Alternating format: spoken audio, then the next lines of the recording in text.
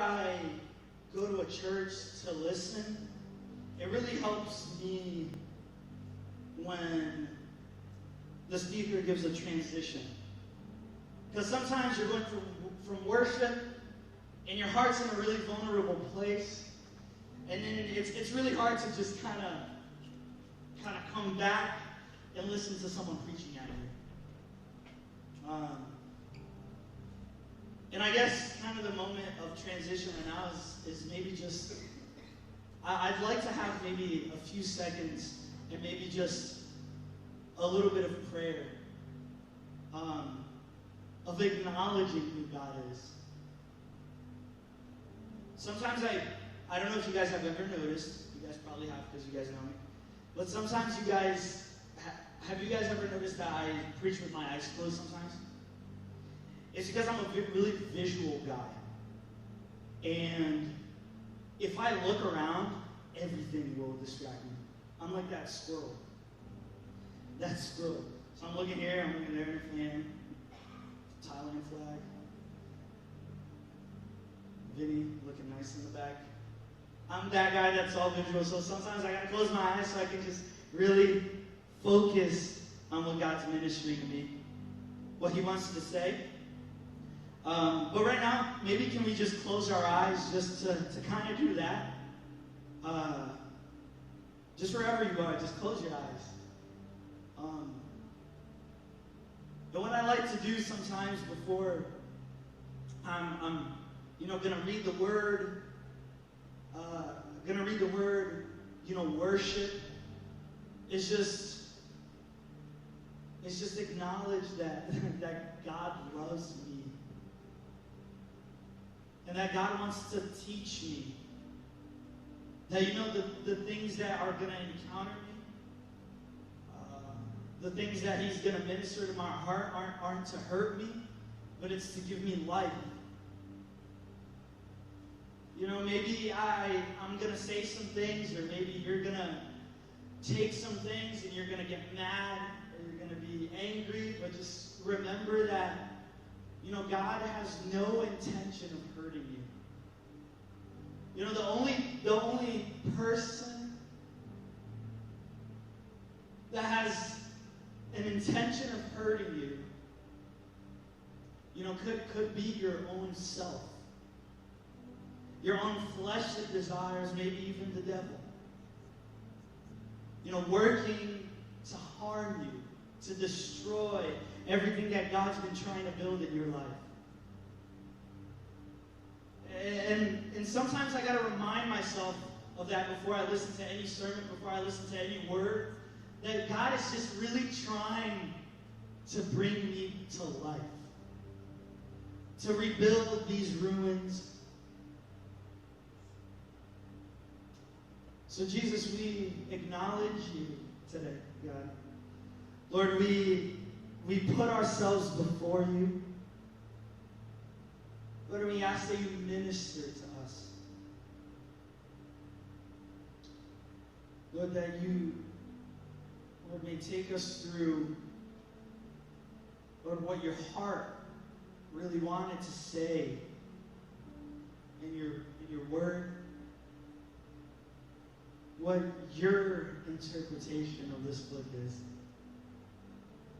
Jesus, lead us through our battles maybe today. And God, I ask that you bring joy, God, to whoever is sad, whoever is angry. If there's any person in here with any illness, Jesus, we believe in miracles. We believe in healing. Lord, or maybe that, Lord, while we're speaking, while we're sharing, Jesus, won't you bring healing to our hearts and our bodies? Lord, because you are more than enough. You are good. In Jesus' name we pray. Amen? I really can't see today. I don't know why. God is good, right? Can we open up our Bibles to Daniel 3, please? Daniel 3. Daniel 3. Who had a good week? Did it rain this week? It did, didn't it? Daniel 3, we're going to read a story that I love.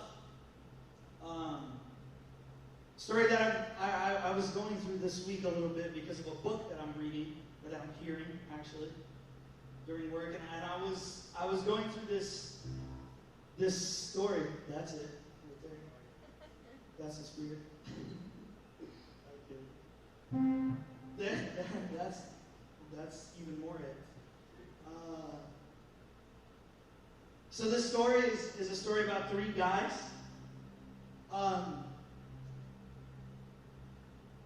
Whose names are really hard. Shadrach, Meshach, and Abednego.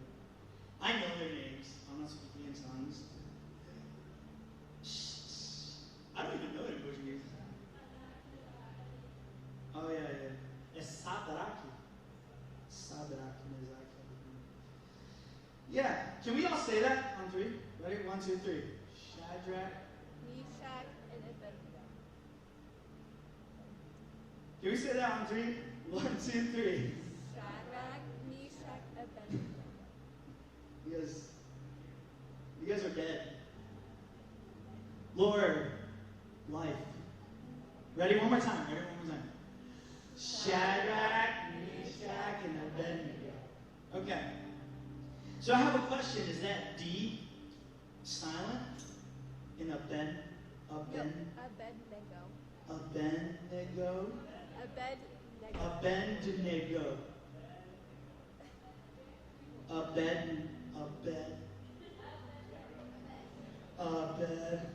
I'm kidding. We're going to read a little part of this story, but I'm going to explain a little bit more. It says this in the part that we're going to read. If you want to open up your Bibles, if you want to read up here, that's fine.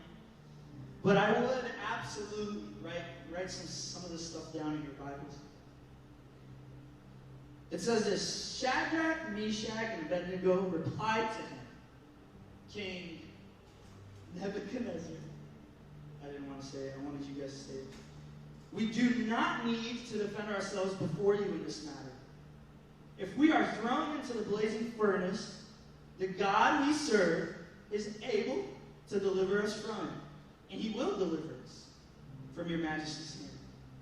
But even if he does not, we want you to know, your majesty, he's still being nice, that we will not serve your gods or worship the image of gold that you set up.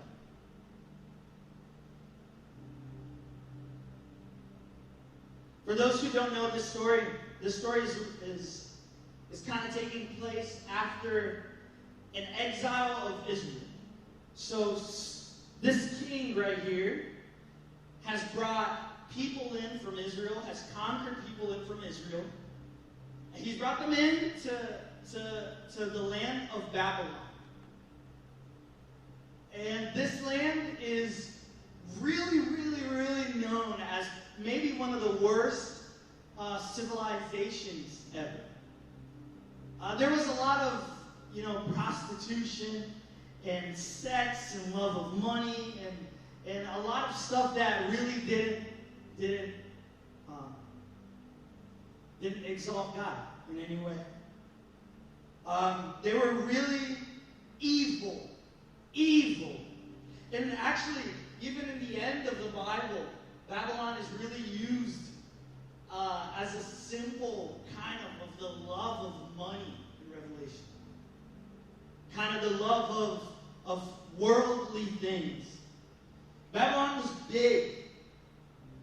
And it was conquering a lot during this time. And this King Nebuchadnezzar brings in 4, but in this story we're talking about 3 guys. And their names are Shadrach, Meshach, and Abednego. That's what he renames them, actually. Earlier in the story, we see that, but he brings these guys in. And And the first thing kind of I was thinking when I read this is just that, like, God kind of brought a realization of where they're put in. Just imagine right now you're in the U.S. and you're brought into a land or into a place that's completely against your customs and just the polar opposite of everything you believe. Shadrach, Meshach, and Abednego are in that place. You know, we think Danbury is bad. We think, you know, New York, Rio, I don't know what bad cities there are. You think that that's bad? Babylon was worse. And that, just kind of thinking about the place that these guys are at, these three young men, put in such a bad city, such a bad place, it kind of gives me a little bit of hope, too, for our city. Like, if you take a little step back, it gives me hope in knowing that it's really faith that brings, you know, the presence of God. You know, if we think Danbury is bad, just imagine how these boys felt in Babylon. And it really shows me that favor really isn't found in places. Favor isn't found in, you know, things. But the favor of God is really found in people. Like, God sees and his favor follows those he loves. And so these three boys are in a city that's so dry spiritually, in a place that's so barren, and a place that's so wicked. But thank God, literally, that his will and his favor follows these young men. And it's a really great, who knows the ending of this story? We sing about it in this one song, right? That when they're in this furnace, what happened in this story is really interesting. Kind of a prequel is this. King Nebuchadnezzar built a statue, an idol, about 90 feet tall, really tall. He built a statue about 90 feet tall, and the law said that whoever didn't bow down when flutes started playing, when, I don't know, let me see I forgot. The lyre, the flute, the zither, that's it, the harp, the pipe, the horn, when these things started decreeing, you know, when everyone was before this statue, if you didn't bow down, you would be thrown in a furnace. And it's not like a furnace like the thing you want to get near when it's cold outside. It's not like the campfire that you have in your house, or the fireplace that you have in your house. It's like so hot that even the people who threw the people into the furnace died. Like, they would have a person that would throw the people in, and he would die too. That's how hot it was. So, whoever didn't bow, and let me just say this. The people that bowed, it's wrong. You know, they're idolizing. Babylon is known for just being a place full of idols and but isn't it so funny that we bow to the things we shouldn't, but to the God that we should, we don't sometimes? Like, every single person in this place, because of fear of death, would bow down to this statue. But if I flip the script to any Christian, it's the same story. And still sometimes we don't bow down to God. And to his will, to his perfect will. We still don't bow down. So, they don't bow down. they stand up. And these guys bring them to King Nebuchadnezzar. And the story says that, he gets angry because there were young men that were rising through the ranks of Nebuchadnezzar. They had been brought from another land, but they were rising through the ranks. That's the favor of God following people that he loves. And he got sad, he got angry, because in some ways he admired them. And then this is kind of where the story takes a turn. And they say, I think Shadrach, Meshach, and Abednego, I kind of imagine, Shadrach, Meshach, and Abednego, like with different little, like, personalities. Shadrach being like the nice guy, like the leader. Meshach being like a little bit more quiet, and Abednego just being the guy that says all the wrong things at the wrong time. I don't know why. But Shadrach, Meshach, and Abednego replied to the king because he was about to throw them in the furnace, and they say this. And this is serious. Like this is serious. This is something that you gotta pay attention to. Like, have you ever watched a movie? Let me think of a movie. Have you ever watched a movie? I got one. I'm gonna change it. Have you ever watched a movie and it kind of gets to like the part that's like this is it. Yeah, the climax. Like, this is it. The pressure's like on. Like, all the little yellow rings start opening. Cap has his shield, and the camera zooms in, and he says, "Avengers Assemble." Like, that's the important part. Like, this is like Elsa's "Let It Go." This is like, I don't know, like Martin Luther King's "I Have a Dream." Well, he had a dream, but he still has a dream, I believe, through someone. This is Abraham Lincoln's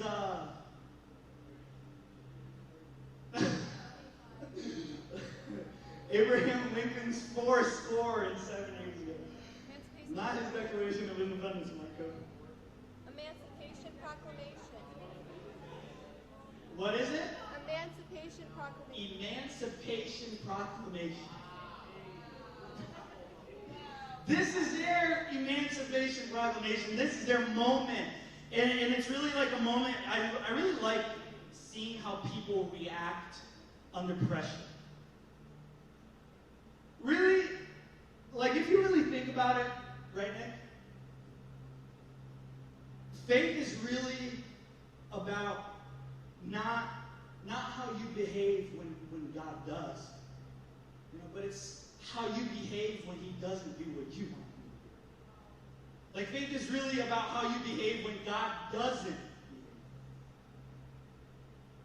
behave. Like, when everything you planned, when everything you had said or thought of is completely against what he wants, and he shows you the right way, faith is really about saying, "God, I believe in you."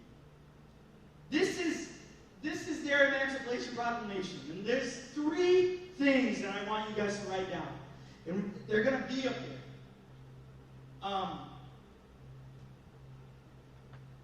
And this is interesting. Let me just read it again, and then I'll share it. But it says, King Nebuchadnezzar, we do not need to defend ourselves before you in this matter. Because they know that he is absolutely nothing compared to their God. And that's like their first little clapback. So I imagine King Nebuchadnezzar with his mouth wide open. And then he says this: "If we are thrown into the blazing furnace, the God we serve, the God they serve, is able to deliver us from it, and he will deliver us from your majesty's hand. But even if he does not, and even if he doesn't, We want you to know, your majesty, that we will not serve your gods or worship the image of God of gold you have set up. The first thing, can you look to the person next to you and say, my God is able. God is so able to do above and beyond of what we expect. Like, this is them being pressured. The world is caving in. Everyone is against Shadrach, Meshach, and Abednego. And the only thing that comes out is this like really pure like declaration of their faith. Like whenever the world squeezes us and pressures us, like the only thing that should come out is like the faith that we have for Jesus. And this is the first thing they say. King Nebuchadnezzar, excuse me, sir. You got a big name and a big ego to follow it. But I don't know if you know this. I'm not really scared of you. And I like to just, tell you something that if we're thrown into this blazing furnace, the God that I serve is able to do whatever. So King Nebuchadnezzar, you can throw me in because my God is able. Ephesians 3:20 says this. Ephesians 3:20. Bella? 3:20?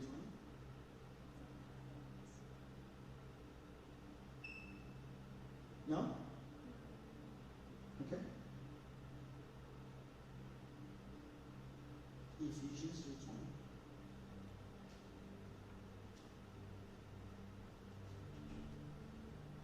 You know what you skip a lot?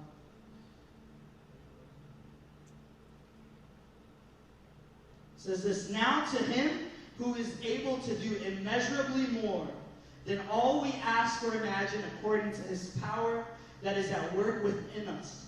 To him be the glory in the church and in Christ Jesus throughout all generations, forever and ever. Like God isn't just able to do what we think he can do. God is able to do immeasurably more than what we think he can do.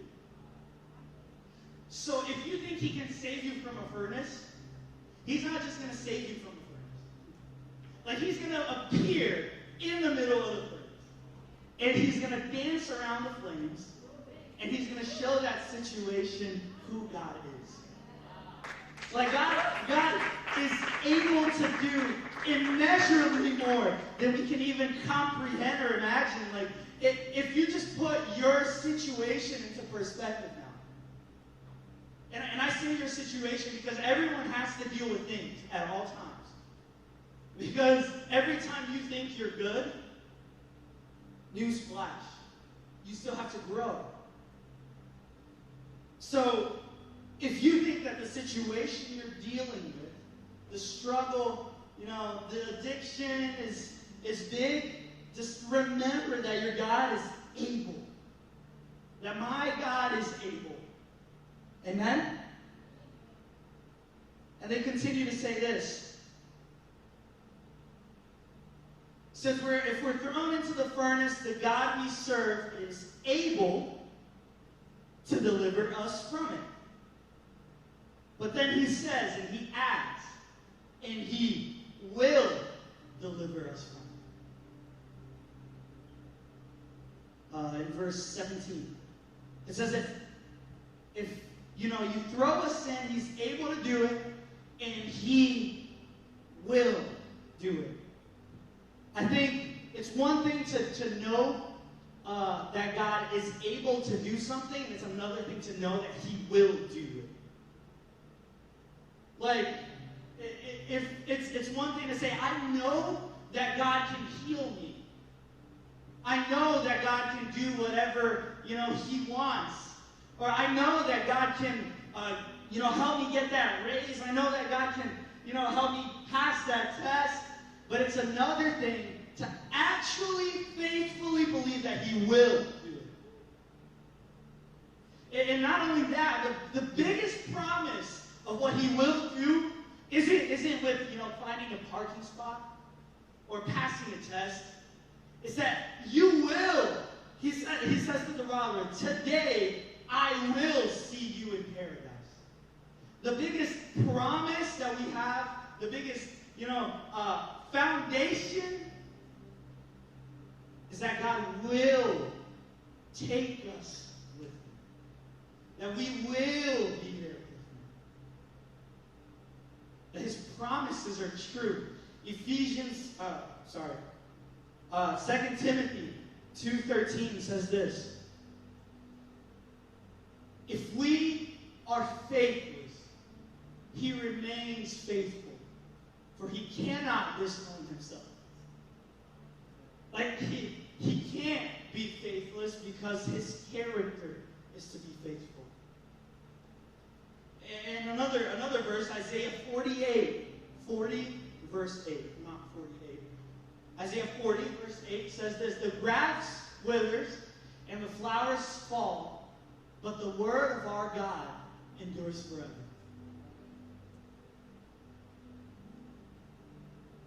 Maybe I feel like whenever I read this verse, it really reminds me where I should put my faith.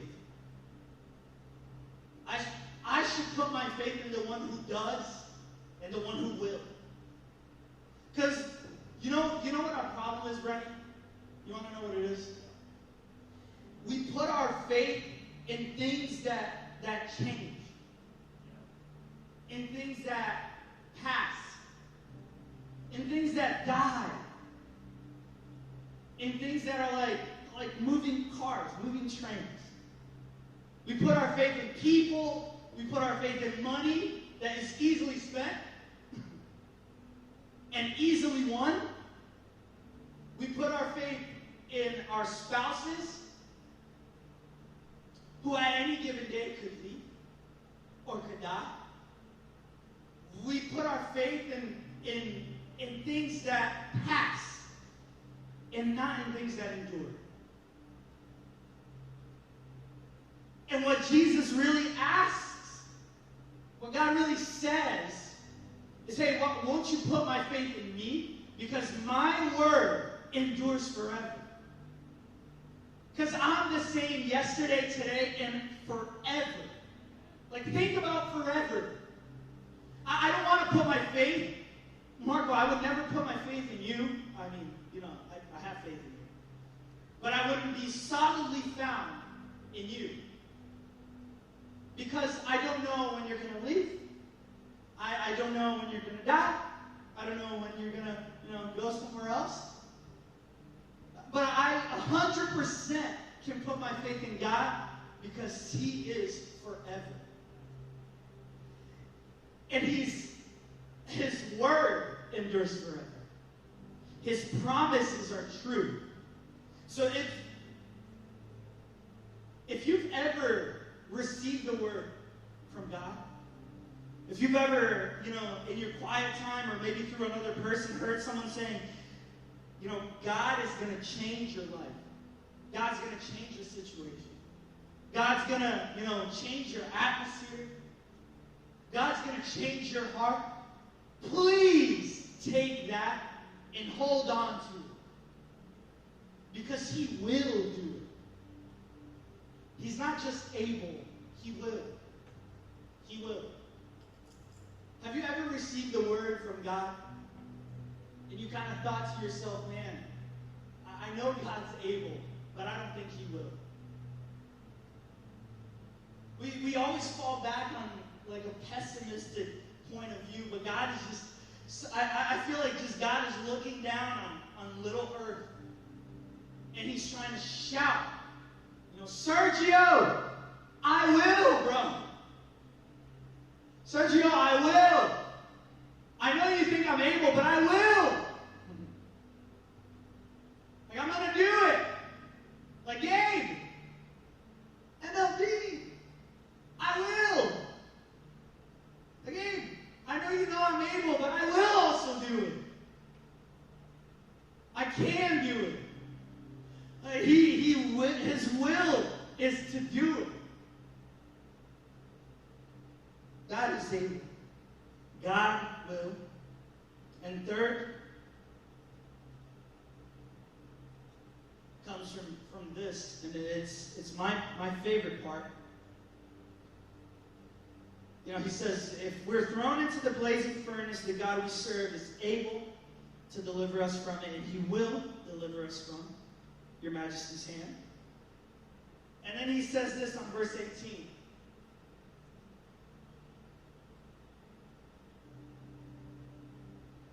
But even if he does not, we want you to know, your majesty, that we will not serve your gods or worship the image of gold you have set up.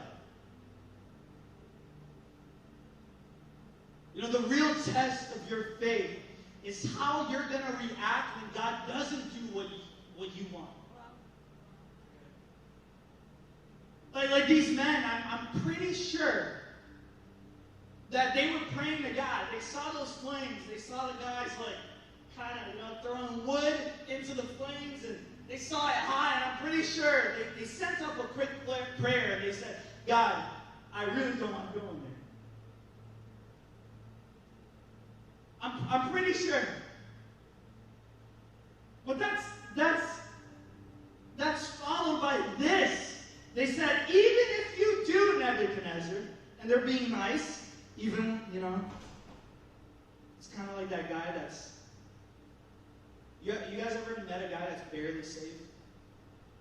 Like someone that's barely saved that you're kind of like, wow, barely saved. Like God's blood, you know what I mean? I just kind of imagine this, like, they're kind of saying, he's able to save us, like, I wish you would, Nebuchadnezzar. And then they said this, but even if my God doesn't, I'm still not going to bow down to anything else. The real test is when God doesn't do what you want, when God doesn't give you the promotion, when God doesn't help you pass the test, when you feel like he doesn't help you find a parking spot, and you got to walk forever in 95-degree heat. When God doesn't ease consequences of your sin, or when God, seems like he's completely against what you've planned for your life. The true test of a follower like Shadrach, Meshach, and Abednego is how we react when we're actually thrown into the furnace. Because we have good Christians, saying, we have so many Christians actually. All Christians say this. When the going gets rough, we say, why do bad things happen to good people? Have you ever thought about that? Have you ever thought it? Like sometimes when I'm in a rough, I'm like, God, why? Look, I'm one of the ones that you call and stuff. But God, I'm your chosen, I'm your son, God. Why do bad things happen to good people?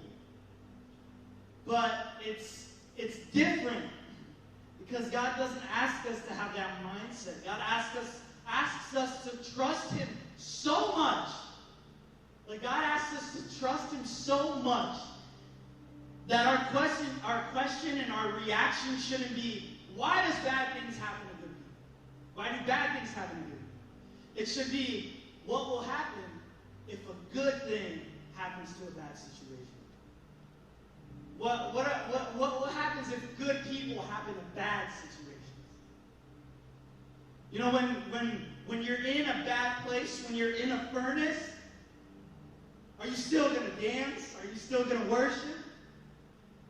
Are you still going to trust that God knows what's good for you? And I could just imagine Shadrach, Meshach, and Abednego kind of thinking, but God, that furnace is absolutely not good for me.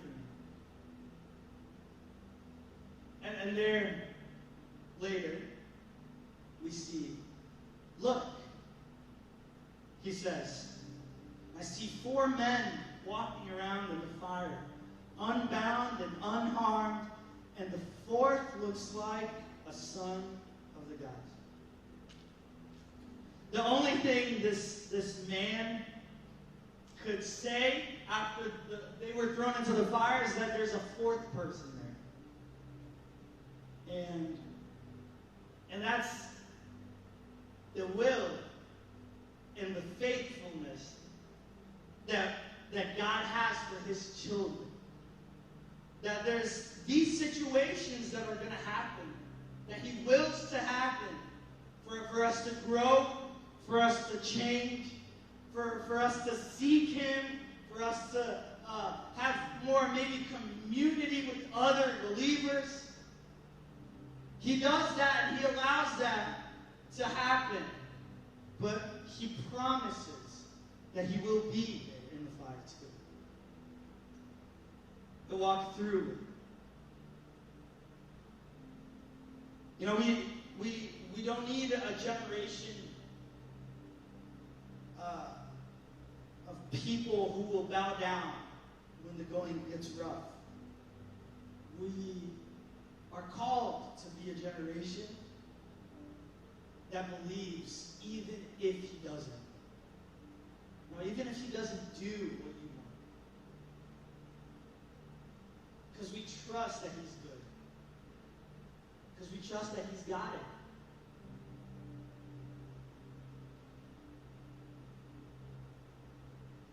No, even if he doesn't do it. Even if he doesn't give you the healing, the miracle that you've been waiting for. Even if he doesn't, change your spouse's heart. Even if he doesn't, ease your situation wherever you may be going, or whatever you may be going through. God calls you to be so faithful to knowing that he's got it.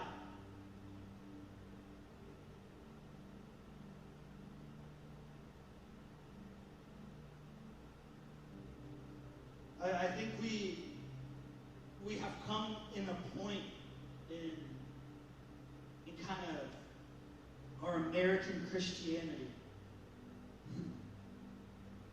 where we put more trust in the White House than we do in God. Like sometimes us as Christians, to change a Babylon, we got to remember that change isn't going to start in the White House. It's going to start in most likely your house. The change is going to start in your heart. Change is going to start by people who, like these 3 young men, knew who their God was. That not only was he able, but he also wills for us to live a full life. And not only that, when he doesn't do what we want him to do, when Trump, when Obama, when whoever, when your teacher, when your boss does, when every person in leadership in your life, when they don't do what you want them to do, that's when God is saying, I'll be there. I'll guide you through this. And I'm faithful to do it. Can you bow your heads?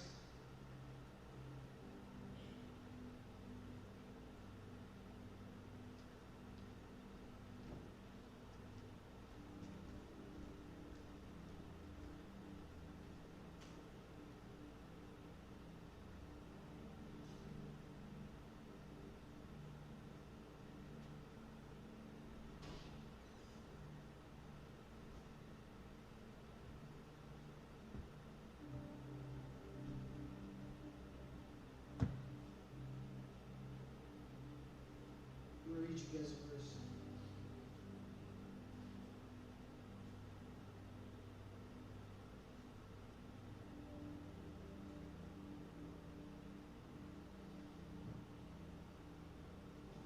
Actually, I'm going to read you guys a lot of verses. But keep your eyes closed and your head bowed and just listen to my voice.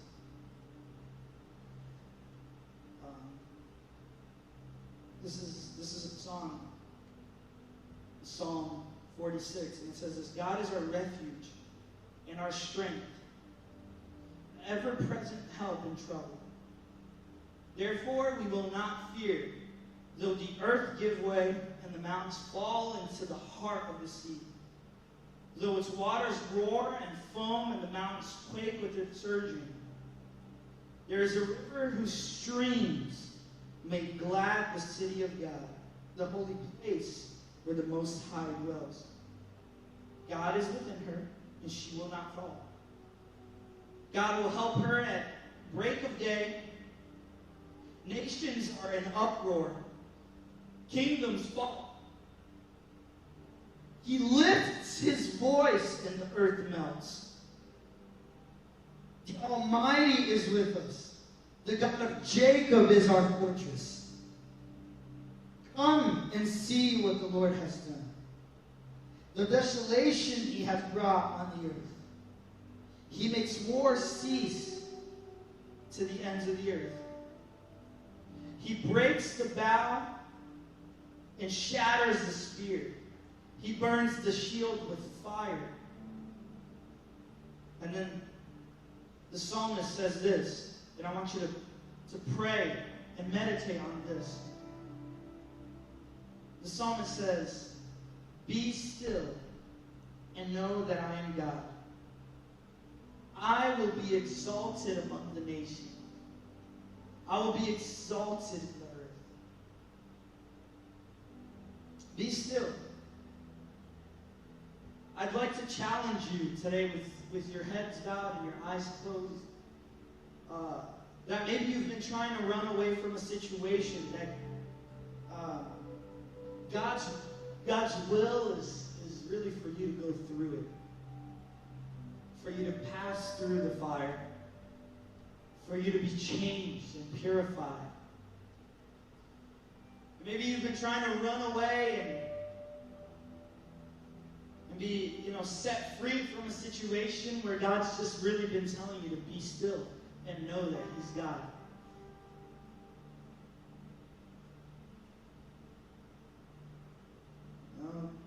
We try to run away from the furnace sometimes, but the furnace sometimes it's inevitable.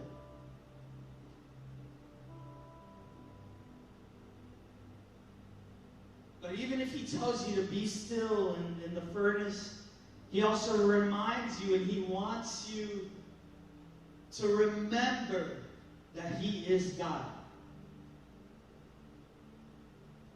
He doesn't want you to just kind of be reminded of this sometimes.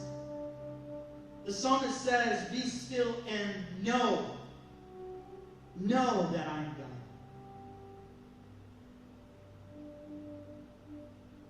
God." God's really asking you to know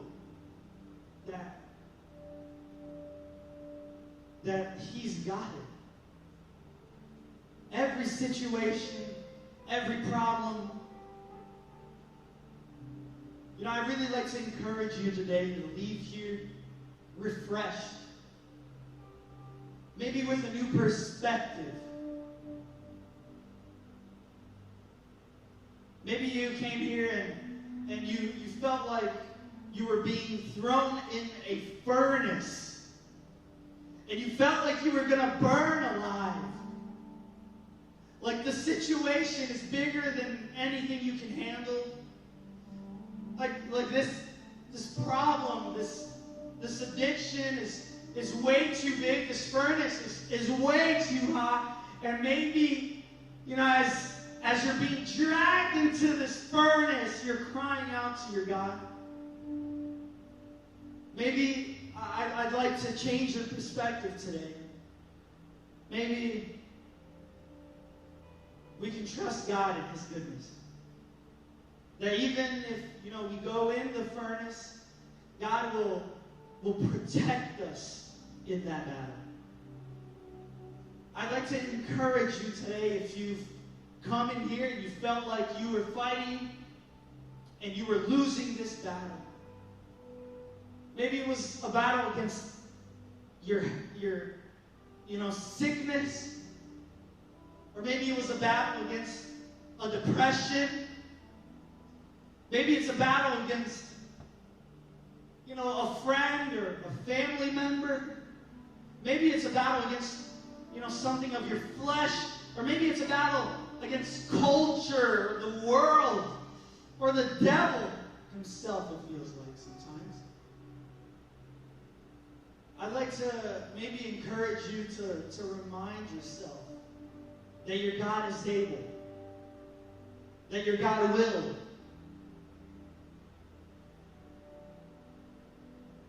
And that even if He doesn't, no matter the circumstance, we will stand up and we will worship. We will praise the God.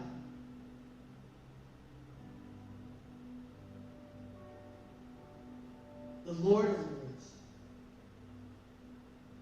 So as the band sings, if we could transition into a moment of worship and just putting ourselves before God. Our situations, our furnace, our problems. The altar is always open. If you want to pray prayer, or if you just want to praise wherever you're at, you can do so.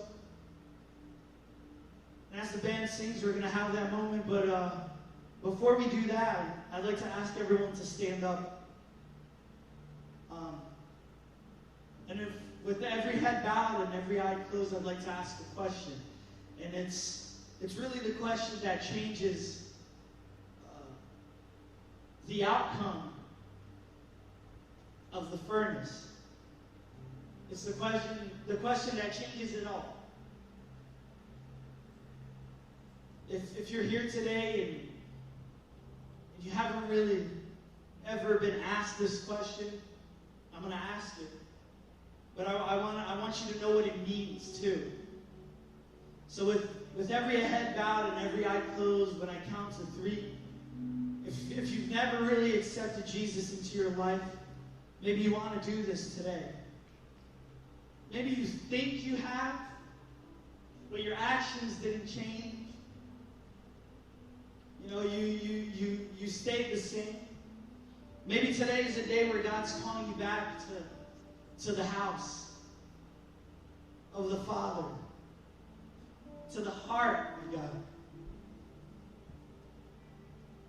Maybe you've diverged from His path and you want to come back.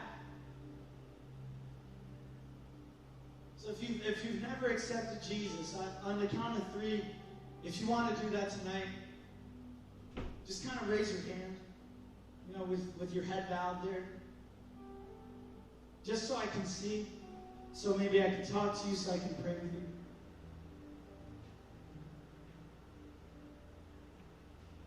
Or if you don't want to raise your hand, you can come after service. It doesn't matter. But on the count of 3, if you want to, just raise your hand. 1, Jesus loves you so much. He wills for your prosperity and your life. So much so that He sent His only Son. God sent His only Son to die for us.